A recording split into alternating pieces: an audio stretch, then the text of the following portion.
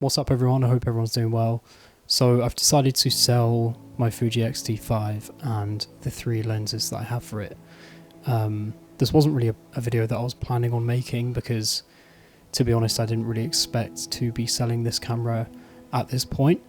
But it is a decision that I've come to in the last kind of 2 days. So that basically means that today is the last day that I have with this camera. So what I'm going to do is just film this video and then I'll go out for a walk and take my camera out for a kind of final outing and show you guys some photos that I get with it. And there is a camera that I'm selling the Fuji for, which is the Leica SL2S. And there's a number of reasons that I've chosen that camera, but mainly I'm going to place the blame on my friend Q, who came and stayed with me from Florida here in London, and he brought his Leica SL3S, and that was just an amazing camera. It just felt so refined and focused and so much more premium. Obviously Leica cameras have a kind of magic to them that people always talk about, but yeah, that camera kind of made me feel that there were things with the Fujifilm that I was kind of missing out on, which I will cover shortly. But one of the main things was just that that camera made me feel so much more inspired to shoot than my Fuji has in quite a long time.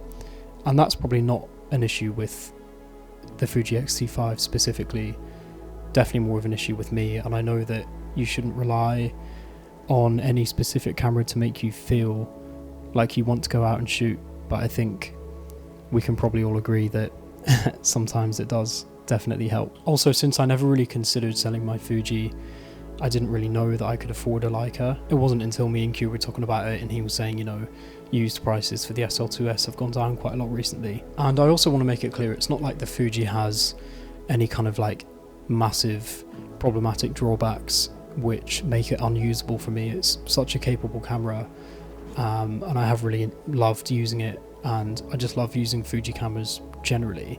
But there are a few things that I'll cover shortly which I've kind of considered about both systems, and there are some things about the Leica which I feel will definitely make my shooting workflow a little bit more kind of refined. So the video that I was actually planning on making this week was about how the perfect camera doesn't really exist and how I should just be sticking with what I have. So it's definitely ironic that I've chosen to make this video now. But actually, when I was writing that video and considering what I was going to say, it kind of made me reassess a lot of things about camera ownership and kind of led me to the conclusion that I've come to, which is selling the Fuji now. But I think a massive part of it is just that I've used Fuji for so long, and real quick I'm going to try and list all of the Fuji cameras that I've ever used.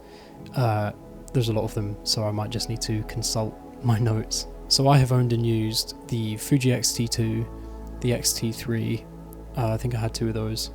I've had the X100T, I've had 2 X100Fs, and I think I just got unlucky because I think both of those had issues. I remember the first one I had was probably about 2018, and the electronic viewfinder curtain got stuck. I had to send that off for repair. And then the second one I had was in, I want to say 2021, and it had the same issue. I must have just got unlucky.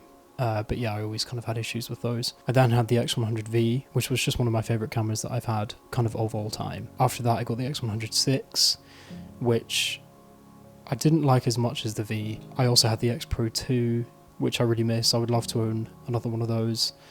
I then had the X Pro 3, and now I've had the X-T5. And truthfully, all of these are amazing cameras, and you could have any one of these as kind of a primary camera and be really happy with it, whichever one you have. All of them are so capable, and I think cameras generally have been so capable for such a long time that you could have an older Fujifilm camera and be really happy with it. My girlfriend has the Fuji X-E2, which is such a capable camera, and I actually really love that it has a pop-up flash as well. That's something that I wish more Fuji cameras had.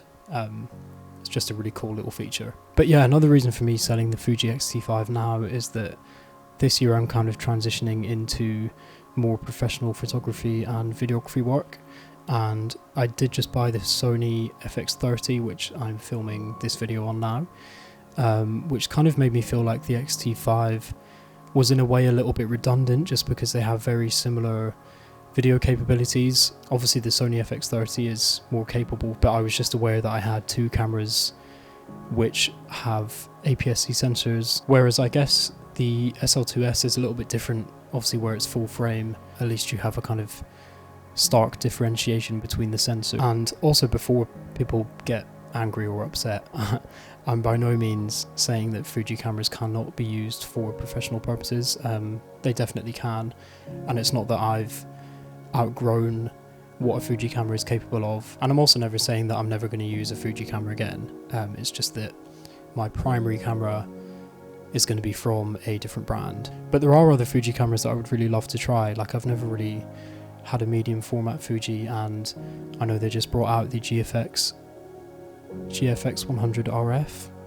Yeah, the GFX 100 RF, which I would love to try. That seems like such a cool camera, and yeah, I would just love to get my hands on that at some point. But yeah, here are some of the main reasons that I'm moving away from the X-T5. I'm aware that some of these reasons might be kind of more specific to me, and everyone has different reasons as to why a camera is usable or not so usable for them specifically. I feel like I've become kind of complacent in my photography from using Fujifilm for so long. I think whilst using film simulations is really cool.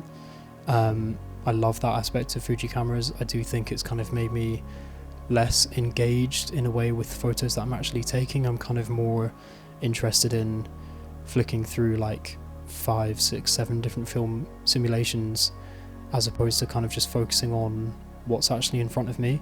But I think because I've had Fuji cameras for so long, I think there comes a point when it feels quite good to move away from a system that you're comfortable with, because it's quite fun learning a new system, and it definitely challenges you to use something that you are not as comfortable with. Which kind of leads me on to point 2, which maybe is controversial, and the thing is I feel like a lot of people would agree, but buying cameras is just fun. I'm definitely someone who likes to use and sell and buy a lot of different types of different cameras. I never really keep many different cameras at one time. It's usually just kind of like a one in, one out policy with me. But yeah, I think using new cameras and using new gear is fun. As I said earlier, it's not something you can really rely on to make your photography good. But yeah, using new cameras and new systems is always a good time. Another aspect of the X-T5 which kind of annoys me is if you're shooting in F-Log in video, the base ISO is 1000, which is quite high, but if you're going between kind of taking photos and videos, if you're just like doing street photography or kind of casual photography, it is a little bit annoying because I don't always want to have the ND filter on the lens when I go back to taking photos. But obviously for video, if you're shooting in daylight in F-Log, you have to have an ND filter on. And obviously I'm aware that you can just shoot with film simulations, which means that you can shoot at a lower ISO, but I'm just someone who enjoys shooting in log and grading in post. So the base ISO of 1000 is a little bit annoying, and I mean that's not a massive issue, it's quite a minor thing, but for me it's just something I've noticed that feels like a little bit of a kind of issue to get around, rather than something that I feel really comfortable just incorporating into my workflow. So yeah, comparing that to the SL2S specifically, I believe the SL2S has a native base ISO of 400 for the L-Log film setting, which kind of does mostly negate the need for an ND filter if you shoot video with a higher aperture. So I'd be excited to try that out and just kind of negate the need for an ND filter whilst taking photos at the same time. And the next thing is, obviously I'm aware that moving to a different camera brand, or Leica specifically, is not going to buy image quality. That's definitely not something you can rely on. However, you do have access to such a wider range of lenses that you can use to their full capabilities with a full frame camera system. So with the SL2S, it has an L mount, and you can get a M mount adapter and use M mount lenses. But yeah, I think one of the main things is being able to use and adapt vintage lenses and not have to kind of compromise with cropping. Like I have a old Nikon 50mm lens, which if I put that on the Fuji, it would really become, I guess, like a 75. Whereas on a full frame system, you wouldn't have to compromise with that crop. It would just be a 50mm kind of as it's intended to be. And I think one of the pros of the SL2S versus the X-T5 specifically is the high ISO performance. I've seen a lot of videos of people shooting the SL2S up to kind of like ISO 50,000 and having really usable results. With my X-T5, I would probably kind of max out at around like 3200, maybe 6400, but I find it's not particularly usable. So unless you have quite a fast lens like a 1.4, it's not always particularly amazing in low light. Obviously I'm aware that the f2 lenses are really good. I have the 35mm f2 and the 23mm f2, which my girlfriend's now using on the XE2, but f2 is still capable for low light. But there are definitely times when a little bit of high ISO performance wouldn't go amiss, really. So I guess this video definitely sounds like I'm kind of trying to justify buying a Leica, which I never really thought I would say, but yeah, I'm definitely trying to justify it because it seems like a bit of a kind of big move. Obviously I could just keep my Fuji kit and probably be quite happy, but I do think there comes a time when changing up your system is quite healthy for your photography, and if you do it in a way that's mindful of why it could be beneficial for you, then it's not a bad thing to do. Whereas I think a lot of people just change camera system or buy an expensive body and kind of hope that it will improve their photography. Obviously your photography comes from you, but yeah, when I take photos on the SL2S, it's probably just going to still look like me. It's not going to look like a drastic change, but I think the user experience is really important, and I do think using a camera that inspires you to want to shoot is really important as well. And like I say, I've just not really felt that with the X-T5 for quite a while. But again, that's, as I said earlier, definitely just because I've used Fuji for such a long time. But yeah, another reason I'm trying to justify it is because Leicas are expensive. The SL2S used is about £2,000, and that's for one that's maybe not in the most amazing perfect condition, which I've never really been bothered about anyway.